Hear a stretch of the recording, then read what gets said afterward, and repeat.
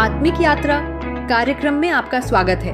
आइए हम पास्टर प्रेमाशीष सतमन द्वारा लिखित आज के भक्ति लेख पर चर्चा करें।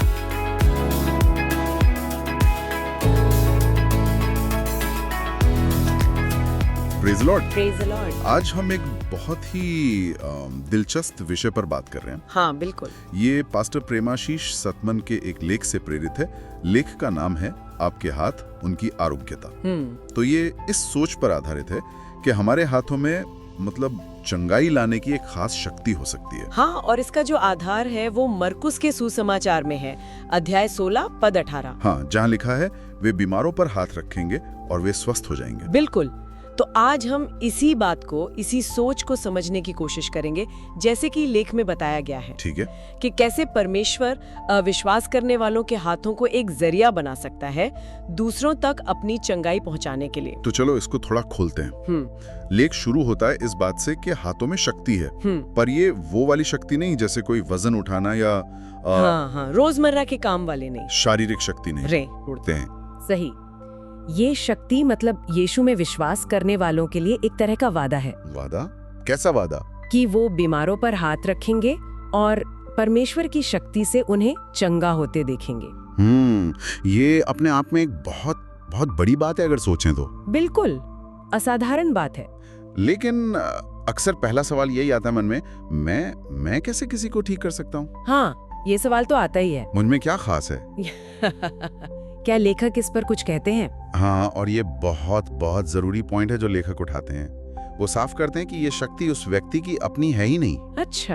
हाँ, जोर इसी बात पर है कि ये परमेश्वर की चंगाई देने वाली सामर्थ्य है, पावर है। ओके। जो विश्वास करने वाले व्यक्ति के जरिए काम करती है, एक माध्यम की तरह। तो ये उस व्यक्ति की काबिलियत या उसकी पवित्रता का नतीजा नहीं है, बल्कि परमेश्वर के वादे का, उसके अनुग्रह का नतीजा है। अच्छा, तो मतलब ये मेरी अपनी ताकत नहीं है? नहीं, बिल्कुल नहीं। ये समझना शायद वो झिझक कम कर सकता है जो महसूस होती है। हाँ, काफी हद तक। ठीक है, तो ये शक्ति हमारी अपनी नहीं है, लेकिन फिर इसे इस्तेमाल करने के लिए चाहिए क्या? कि हमें बिल्कुल सही या स्वस्थ होना जरूरी है? नहीं, और यही बात दिलचस्प है। लेखक कहते हैं ऐसा जरूरी नहीं है। सच में? हाँ, वो वचन याद है ना, जो विश्वास करते हैं। हाँ। बस इतना ही। इसमें ये नहीं लिखा कि जो सिद्ध हैं या जो कभी बीमार नहीं पड़ते। इसका मतलब ये हुआ कि ये हमारी अभी की हालत पर, चाहे शारीरिक हो या आत्मिक, उस पर निर्भर नहीं करता। तो फिर किस पर निर्भर करता है? विश्वास पर, सिर्फ विश्वास। यीशु के वादे पर भरोसा करना। ये तो बहुत आशा देने वाली बात है ना? मतलब कोई भी आम इंसान अगर वो यीशु पर विश्वास करता है तो वो परमेश्वर की इस चंगाई की शक्ति का जरिया बन सकता है। बिल्कुल, यही लेखक का पॉइंट है। और वो इसे एक कदम और आगे ले जाते हैं। ऐसे? वो एक ऐसी सोच सामने रखते हैं जो शायद थोड़ी उल्टी लगे। वो कहते हैं कि कभी-कभी अपने जीवन में परमेश्वर की आशीष पाने का सबसे तेज तरीका ये होता है कि हम खुद दूसरों के लिए आशीष बने। अच्छा, मतलब अपनी जरूरतें बाद में, पहले दूसरों की मदद। हाँ, कुछ ऐसा ही। अपनी जरूरतों पर ही फोकस करने के बजाय दूसरों की मदद के लिए आगे बढ़ना। ये तो काफी अलग सोच है। तो क्या लेखक कोई प्रैक्टिकल स्टेप बताते हैं कि करें क्या? हाँ बिल्कुल, वो एक सीधी चुनौती देते हैं। चुनौती? हाँ, पढ़ने वाले को उकसाते हैं कि वो किसी ऐसे इंसान को ढूंढे जिसे चंगाई की जरूरत है। जैसे कोई दोस्त, परिवार वाला? हाँ, या शायद कोई अजनबी भी जिसके लिए मन में बोझ महसूस हो। और फिर बस विश्वास के साथ मरकुस 16:18 के वादे पर भरोसा करके उन पर हाथ रखकर प्रार्थना करें। लेकिन ऐसा करने में डर तो लगेगा, हिचक होगी। हाँ, और लेखक ये मानते हैं, वो कहते हैं कि डर लगना स्वाभाविक है। बिल्कुल।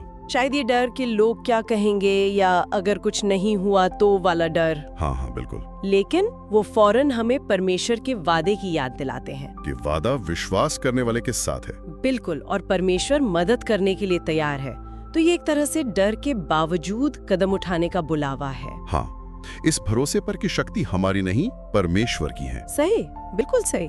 तो अगर हम पूरी बात को समेटें तो पास्टर प्रेमाशीष सतमन के इस लेख का सार क्या है, निचोड़ क्या है? निचोड़ ये है कि मरकुस 16:18 का जो वादा है उसके अनुसार यीशु में विश्वास करने वाला हर व्यक्ति, हाँ, हर व्यक्ति, चाहे उसकी अपनी हालत कैसी भी क्यों ना हो, वो परमेश्वर की चंगाई की शक्ति के लिए एक जरिया बन सकता है। और बीमारों पर हाथ रखना, वो इस विश्वास को दिखाने का, एक्ट करने का एक तरीका है जिसके साथ परमेश्वर ने अपनी शक्ति जोड़ने का वादा किया है। ये हमें एक बहुत ही सोचने वाले पॉइंट पर लाकर छोड़ता है। हाँ, ये गहरा सवाल पे उठाता है। लेखक हमें डर के बावजूद विश्वास में कदम बढ़ाने को कह रहे हैं। तो जब हम खुद को शायद कमजोर महसूस कर रहे हों या अयोग्य समझ रहे हों, तब परमेश्वर के ऐसे वादे पर भरोसा करके आगे बढ़ने का असल मतलब क्या है?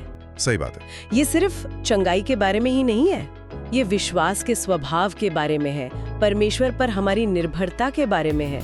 इस पर वाकई और सोचा जा सकता है। बिल्कुल। इस गहरी और व्यवहारिक चर्चा के लिए बहुत बहुत धन्यवाद। धन्यवाद। आज आत्मिक यात्रा कार्यक्रम को सुनने के लिए धन्यवाद, जहां हम हर दिन परमेश्वर के वचन पर चर्चा करते हैं।